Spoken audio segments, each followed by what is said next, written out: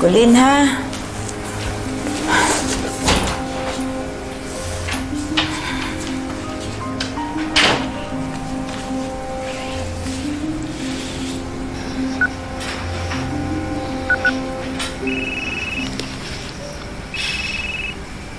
Hello? Jessica? Can I talk to tatay? Ang kapal ng mukha mong tawagan ng anak at asawa ko. Manang-manak talaga sa nanay mong basura. Bakit? Inutusan ka ba ng nanay mong kabit? Para guluhin ang pamilya ko? Si Colleen. Mom, give it back to me. No! Hindi ko babae ka, ha? Sabi mo itong babae ko. Hoy, simula kayo na.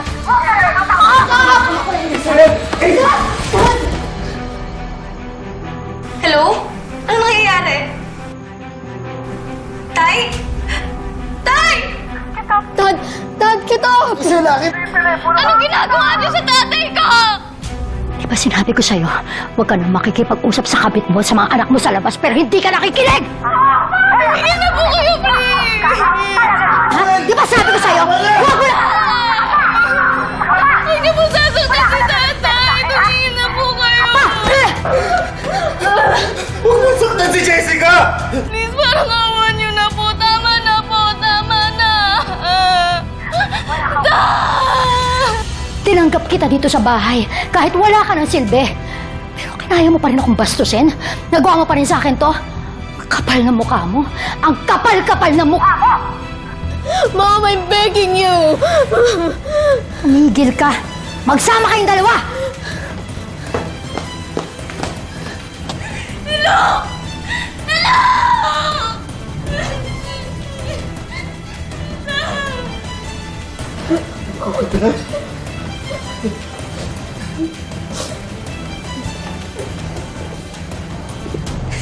Yan na nga bang sinasabi ko eh. Kaya tigilan mo na yung communication mo sa tatay mo. Tay, concerned lang naman po ako sa kondisyon doon ni tatay.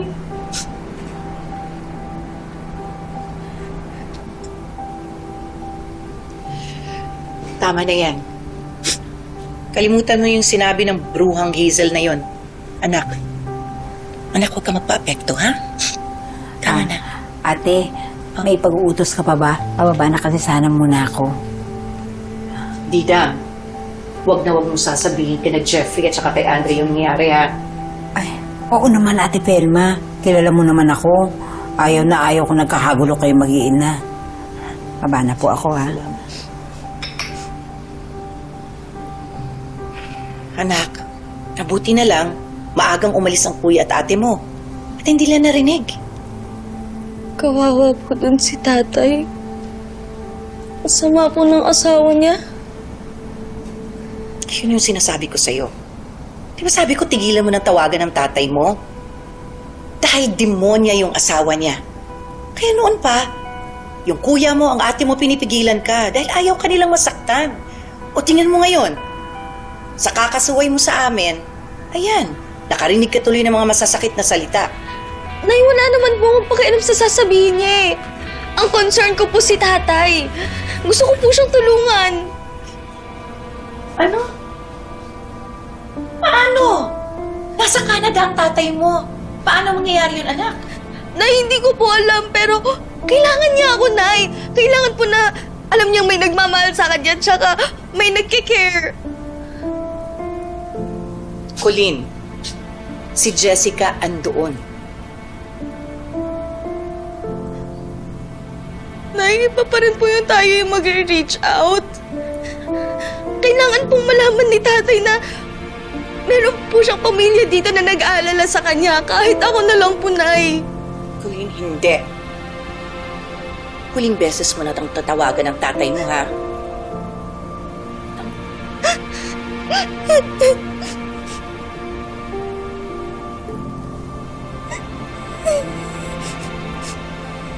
Anak. Anak, tanay.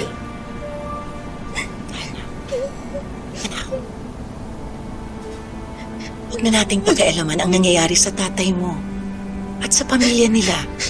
Ha? Labas na tayo sa problema nila. Tama na yan.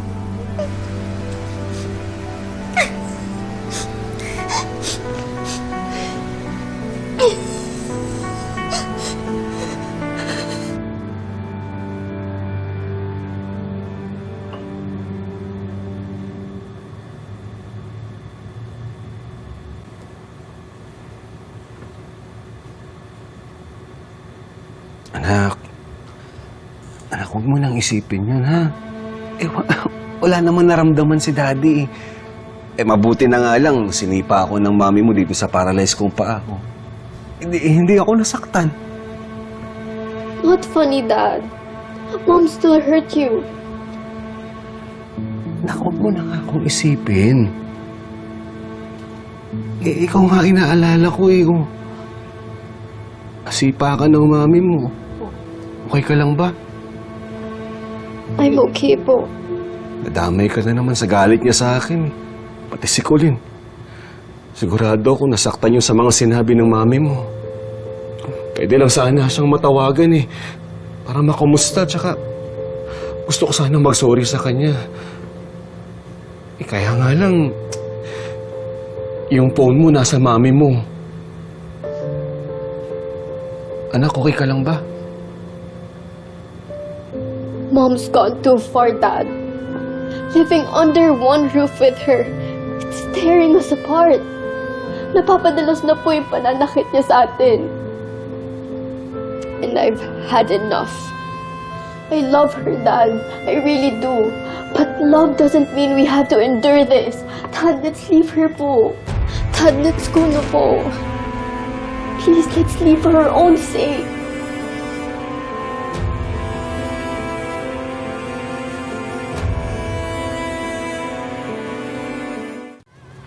Anak, wag, hindi naman pwedeng ganun. Mami mo yun eh. Hindi natin siya pwedeng iwan. At saka, saan naman tayo pupunta? Sa Philippines po. Anak, hindi tayo pwedeng umuwi ng Pilipinas. Dad, I'm working on it na. You don't deserve this kind of treatment. You have always protected me and made sure na happy po ako and safe. Now it's my turn to do the same. I'll make sure na magiging happy po kayo. Tayo. Oo nga, anak, pero hindi ganun kadali yun. Dad, I've decided na po. We don't know kung anong pang pwede gawin sa atin ni Mommy. If something bad happens to you because of her, I will never forgive myself. Alam mo, anak, napakaswerte ko sa'yo. Kahit na may mga pagkakamali ako sa buhay ko, bigyan pa rin ako ng Diyos na anak na katulad mo. I'm more blessed, Dad. Dahil kayo po yung binigay sa akin ni God na maging daddy ko.